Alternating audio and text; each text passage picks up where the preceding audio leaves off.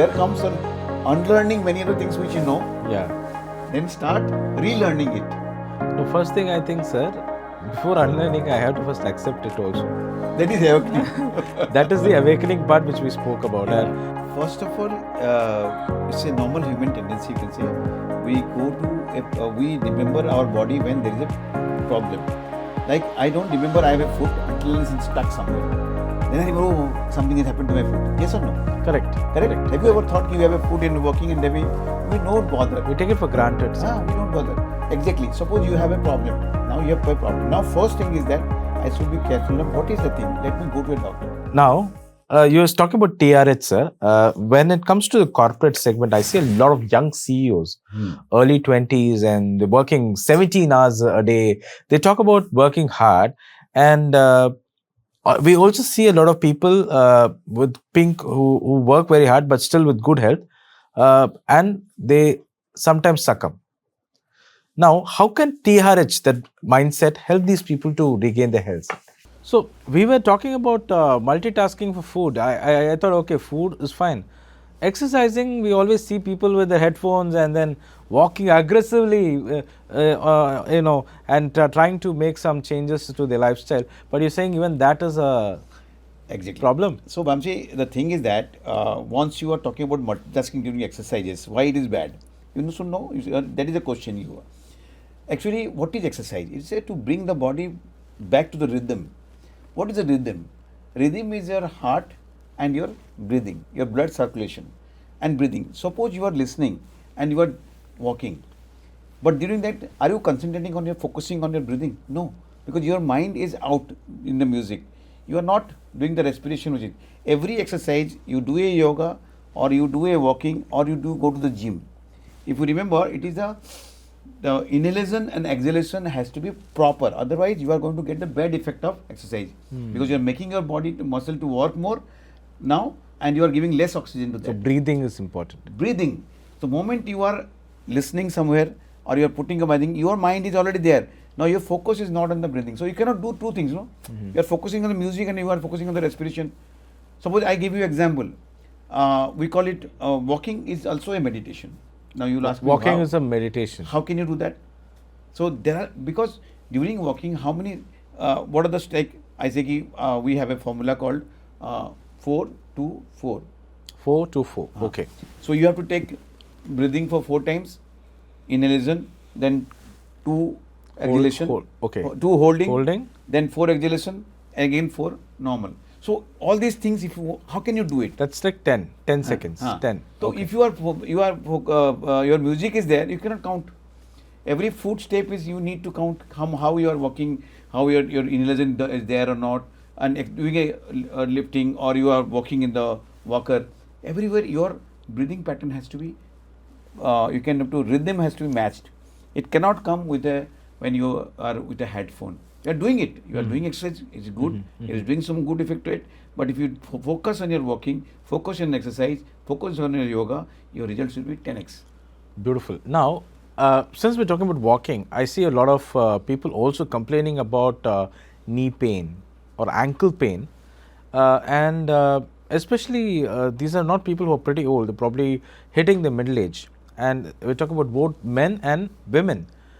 What is happening? Is it a change that is common, or is it there's something wrong with this whole process? Yes, walking has got certain principles that I told you. Walking so the first thing is that your shoes, let us say again, shoes has to be proper, which will give you a good cushioning effect.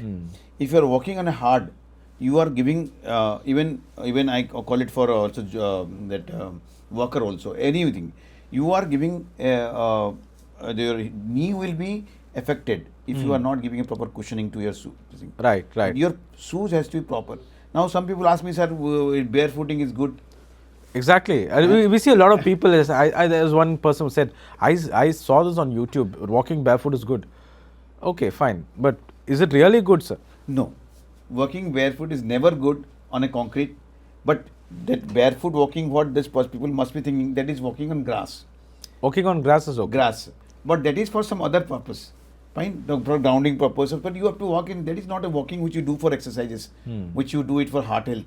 which you do for your regular things. So what you do, you have to have proper shoes, proper steps, like there has to be a distance of 2 feet, and your hand has to raise to your level. How can you do it if your mind is not focusing on these things?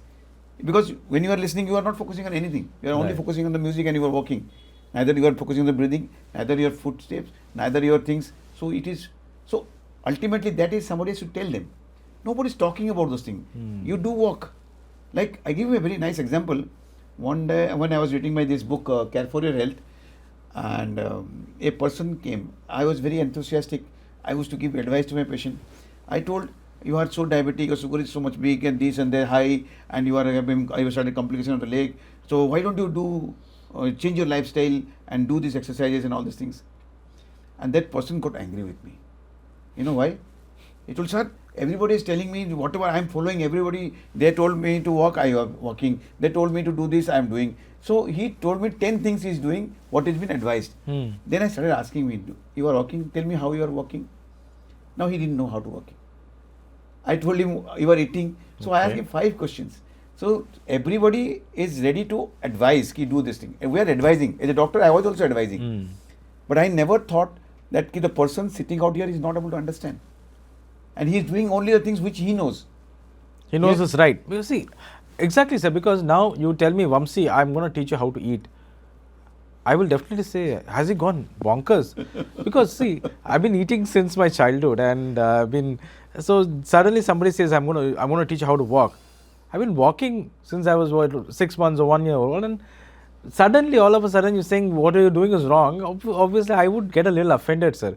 So how do you handle that situation? If I tell you, I'll teach you how to breathe. Will you believe it? I Or you- will what is your I will reaction? say, "Hey, I don't know, sir. What you're saying is little silly to me. Yes, because the moment we say there is a I'll give you a very nice lining. When somebody says, "Ki I know this thing," you know that he doesn't know that thing. If you say, "I know how to breathe," you think you don't know how to breathe. But that is our obstacles. There are obstacles. Every person, we have our own thing, because since the moment we are born, we are breathing. Yes, So sir. we think we have taken it for granted. But the statistics is very dangerous. 99.999% they do not know how to breathe. Right, right. We are breathing only to survive, but we are not breathing to remain healthy. What we are talking today, what my book and what we are teaching today is how to remain healthy for a longer period of time. You don't have to Right. fall sick. So you have to work, no? You have to now you have to learn. So time to rethink health is here, I strike. So here Right. comes unlearning many of the things which you know, Yeah. then start relearning it.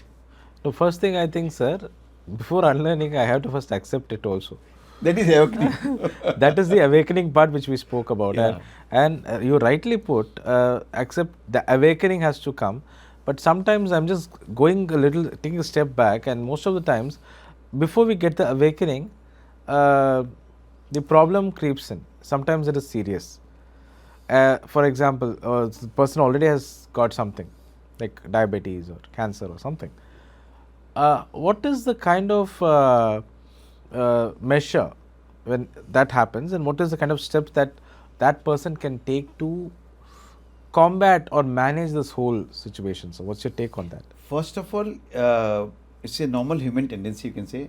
We go to, we remember our body when there is a problem.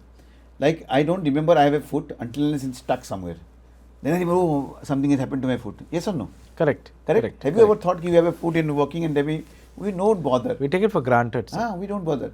Exactly. Suppose you have a problem. Now you have a problem. Now first thing is that I should be careful. Now what is the thing? Let me go to a doctor. Let me know about what has happened to me. Then start thinking what can be done. Treatment is a must. You have to take treatment. It's not that I will do everything. No. You have to go for a treatment. You have to make the things, bring it to normalcy. Then during that period, you start working on yourself so that you will start reversing back to the old state or the normal state. Right.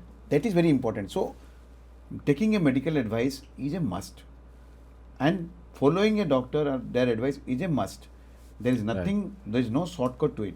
I see a lot of people are being diverted by different from other branches. I tell, so they tell you, we'll cure you and all thing, and the patient comes in the verge of death. Right. Fine. So it Right. should not be, because we have all the facilities. Take advantage of the facilities, get you treated, and during that time you just think and take a good knowledge from somebody who knows it. And GSHER can do it for you. Yes, that is the reason why we have made the platform. GSHER is nothing but a platform where this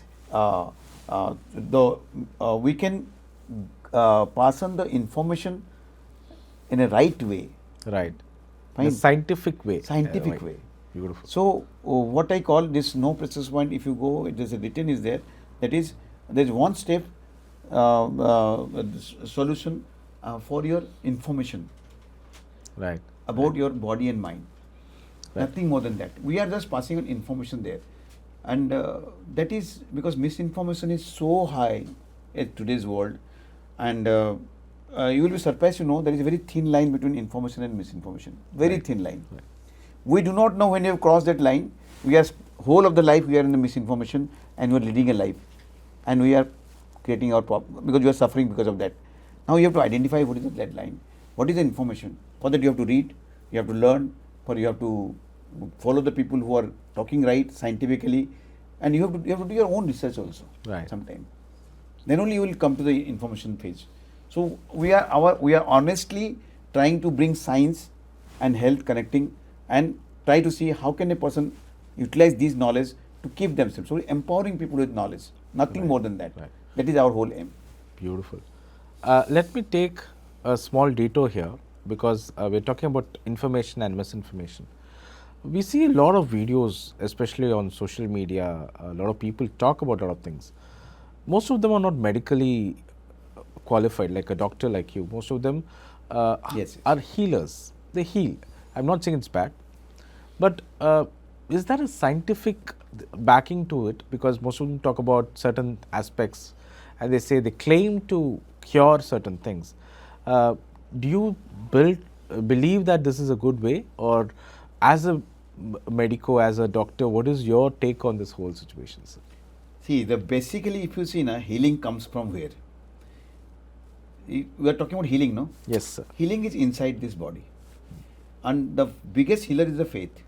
People go to somebody X, Y, Z with a faith, and sometimes they get a result because not that the person has helped them, because their faith on healing is very strong, so they heal themselves. Right.